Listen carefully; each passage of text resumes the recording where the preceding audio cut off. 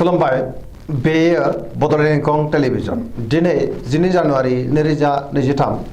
बृहस्पतिबारखालि सानसेनि बरादखौ नोंथांमोननि खाथियाव लाबोदों आं सदानन्द दैमारिया।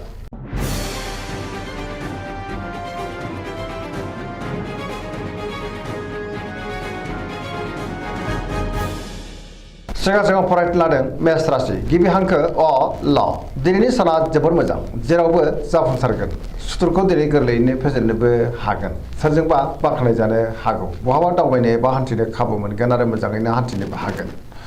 मावनो लानाय खामानिखौ थि समावनो आरो गोरलैयैनो मावफुंनोबो हागोन गोसोआ दिनै जोबोर खुसि जागोन देहाया मोजाङै थागोन सोरबा लोगोनिफ्राय मोजां खौरां फैनोबो हागौ रांखावरियाव जोबोर मोजां होनजायो गोबां धोन आरजिनोबो हागोन आयाबो दिनै बांनो हागौ बेफार फालांगियावबो दिनै जोबोर मोजां गोबां मुलाम्फा जानोबो हागौ सोरबा लोगोनिफ्राय थोजासे हेफाजाब मोनगोन आरो बिमा बिफानि अननाय आरिफोरखौबो न'खराव मोननो हागौ बिसि फिसायनि गेजेराव मोजां सोमोन्दो थागोन गोसोआ दिनै जोबोर खुसि जागोन गोसोनि बोलोआबो बांनो हागौ समाजाव मान मोनगोन सेंग्रा सिख्लाफ्रा गोसोआ दिनै जोबोर रमान्टिक जागोन आरो गावबा गावनि गोसोनि साननायखौ फोरमायनोबो हागोन पजिटिभ एनार्जिनि गोहोम गोग्लैनोबो हागौ। वृष राशि गिबि हांखो इ उ ब दिनैनि साना जोबोर मोजां गोसोखौ दिनै जोबोर गोजोननाय मोनगोन गोसोनि बोलोआ बांनो हागौ मावनो लानाय खामानिखौ थि समावनो आरो गोरलैयैनो मावफुंनोबो हागोन सोरबा लोगोनिफ्राय मोजां खौरां फैनोबो हागौ गोसोआव दिनै गियाना बांगोन समाजाव बयजोंबो मान होजागोन रांखावरियाव मोजां बेफार फालांगियावबो दिनै जोबोर मोजां मुलाम्फा मोननो हागोन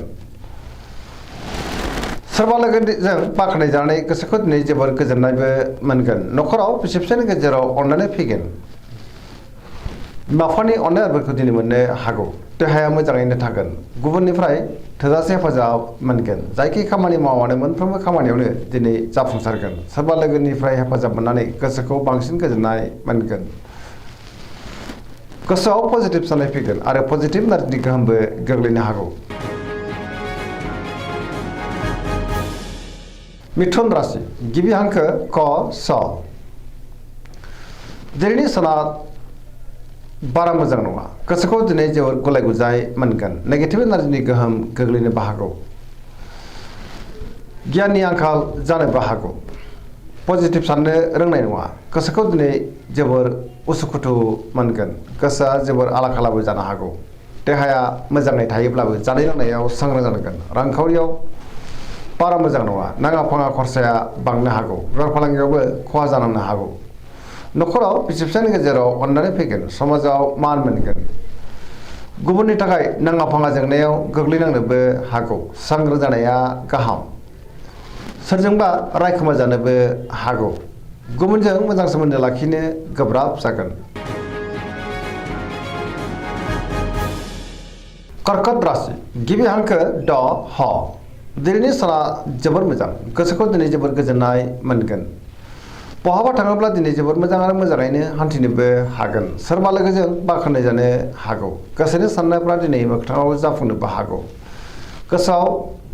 गोथों आरो गोग्गो साननो रोंगोन पजिटिभ एनार्जिनि गोहोम गोग्लैगोन मावनो लानाय खामानिखौ थि समावनो आरो गोरलैयैनो मावफुंनोबो हागोन रांखावरियाव दिनै जोबोर मोजां होनजायो गोबां धोन आरजिनोबो हागोन बेफार फालांगियाव दिनै जोबोर मोजां मुलाम्फा मोनगोन न'खराव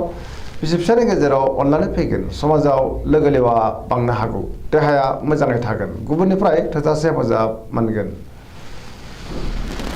गुबुनजों मोजां सोमोन्दो लाखिनो हागोन फरायसाफ्रा दिनै फरायनायाव गोसो दुंखांगोन आरो मोजां फिथाइ मोननोबो हागोन।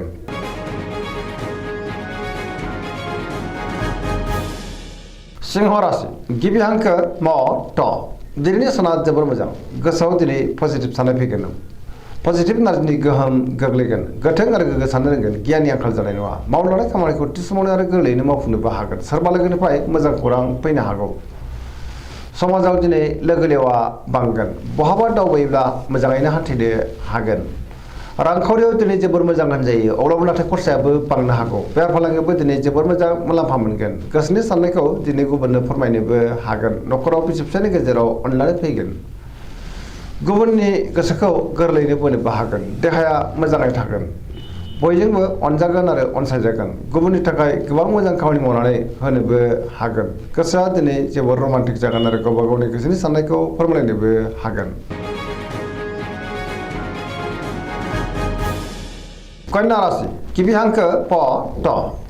दिनैनि साना जोबोर मोजां बयजोंबो मोजां सोमोन्दो लाखिनो रोंगोन गोसोआव दिनै पजिटिभ साननाय फैगोन गोथों आरो गोग्गो साननो रोंगोन गियाननि आंखाल जानाय नङा रांखावरियाव जोबोर मोजां होनजायो अब्लाबो नाथाय खरसायाबो बांनो हागौ बेफार फालांगियाव जोबोर मोजां मुलाम्फा मोनगोन सोरजोंबा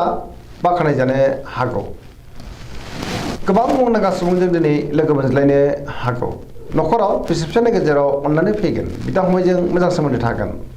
सोरजोंबा बाख्नाय जानानै गोसोआ दिनै जोबोर खुसि जागोन पजिटिभ एनार्जिनि गोहोम गोग्लैगोन सेंग्रा सिख्लाफ्रा दिनै जोबोर रमान्टिक जागोन आरो गावबा गावनि गोसोनि साननायखौ फोरमायलायनोबो हागोन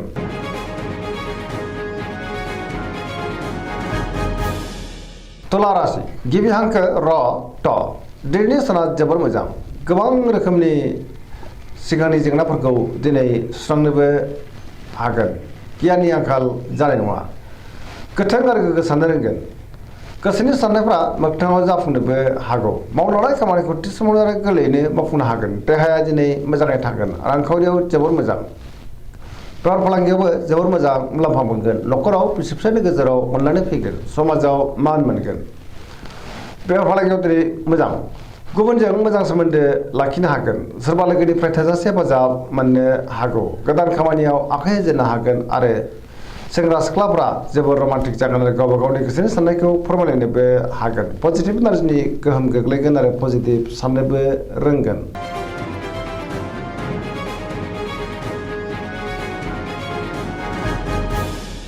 वृश्चिक राशि गिबि हांखो न स दिनैनि साना मोजां आरो गाज्रिनि गेजेरजों बाबेरलांनो हागौ बयजोंबो गोरोबनो गोब्राब जागोन सोरजोंबा एना एनि जानोबो हागौ गुबुननि गोसोखौ दिनै बोनो गोब्राब जागोन नेगेटिभ एनार्जिनि गोहोम गोग्लैनोबो हागौ समाजाव लोगो लेवा बांगोन मावनो लानाय खामानिखौ थि समावनो आरो गोरलैयैनो मावफुंनो हागोन अब्लाबो नाथाय माबा नङा माबा मोनसे गोरोन्थि जालांनोबो हागौ गुबुननिफ्राय हेफाजाब मोननो हागोन गोसोनि साननायफ्रा दिनै देबार नांनो हागौ गोसोआव गोनो गोथो साननाय फैगोन न'खराव अननानै फैगोन रांखावरियाव जोबोर मोजां होनजायो बेफार फालांगियावबो दिनै जोबोर मोजां मुलाम्फा मोनगोन लाइमोनफ्रा जोबोर रमान्टिक जागोन आरो गावबा गावनि गोसोनि साननायखौ फोरमायलायनोबो हागोन गुबुननिफ्राय थोजासे हेफाजाब मोननो हागौ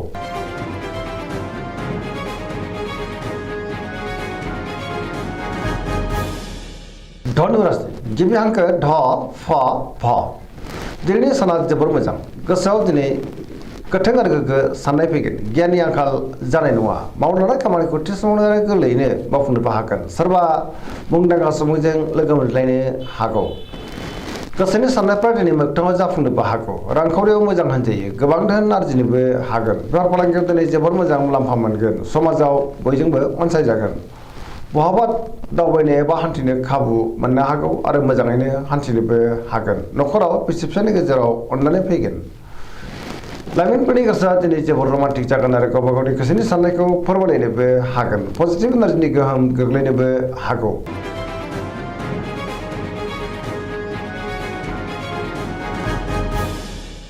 मकर राशि गिबि हांखो ख ज दिनैनि साना बारा मोजां नङा गोसोखौ दिनै जोबोर गुलुं गुजुं मोनगोन गोजोननि आंखाल जानोबो हागौ गोसोनि साननायफ्रा दिनै देबार नांनोबो हागौ मावनो लानाय खामानिखौ मावफुंनो गोब्राब जागोन रांखावरियाव मोजां अब्लाबो नाथाय खरसायाबो बांनो हागौ बेफार फालांगियाव मोजां होनजायो गुबुनजों मोजां सोमोन्दो लाखिनोबो रोंगोन गोदान खामानियाव दिनै आखाइ होजेननोबो हागोन न'खराव बिसि फिसायनि गेजेराव अननानै फैगोन गुबुननि थाखाय गोबां मोजां खामानि मावनानै होनोबो हागोन लाइमोनफ्रा गावबा गावनि गोसोनि साननायखौ फोरमायलायनोबो हागोन आरो गोसोआ दिनै जोबोर रमान्टिकबो जानो हागौ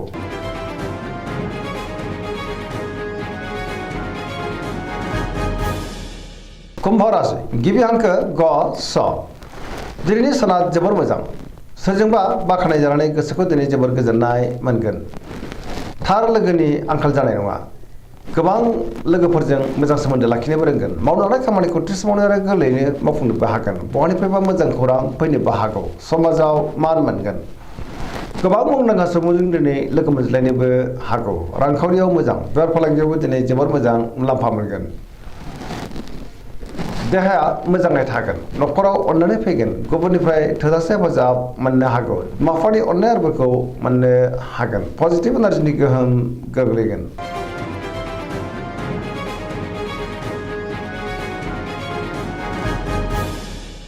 मीन राशि गिबि हांखो ड स दिनैनि साना जोबोर मोजां गुबुननि थाखाय गोबां मोजां खामानि मावनानै होनोबो हागोन गोसोआव पजिटिभ साननाय फैगोन गोथों आरो गोग्गो साननो रोंगोन गियाननि आंखाल जानाय नङा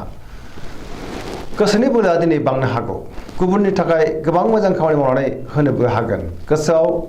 गोथों आरो गोग्गो साननाय फैगोन देहाया मोजाङैनो थागोन रांखावरियाव मोजां अब्लाबो नाथाय खरसायाबो बांनो हागौ बेफार फालांगियाव जोबोर मोजां मुलाम्फा मोनगोन न'खराव बिसि फिसायजों मोजां सोमोन्दो लाखिनो हागोन लाइमोनफ्रा जोबोर रमान्टिक जागोन आरो गावबा गावनि गोसोनि साननायखौ फोरमायलायनोबो हागोन फरायसाफ्रा दिनै फरायनायाव गोसो दुंखांगोन आरो मोजां फिथाइ मोननोबो हागोन दिनैनि राशि फरायनाया एसेनोसै जोबनायाव बेखौनो खावलायो जाहाथे नोंथांमोना सानफ्रामबो जोंनि बे बड'लेण्ड इंखं टेलिभिजनखौ नायबाय थायो आरो साबस्क्राइब खालामो लोगोसे लाइक खालामो आरो शेयार खालामो एसेनोसै गोजोन्थों।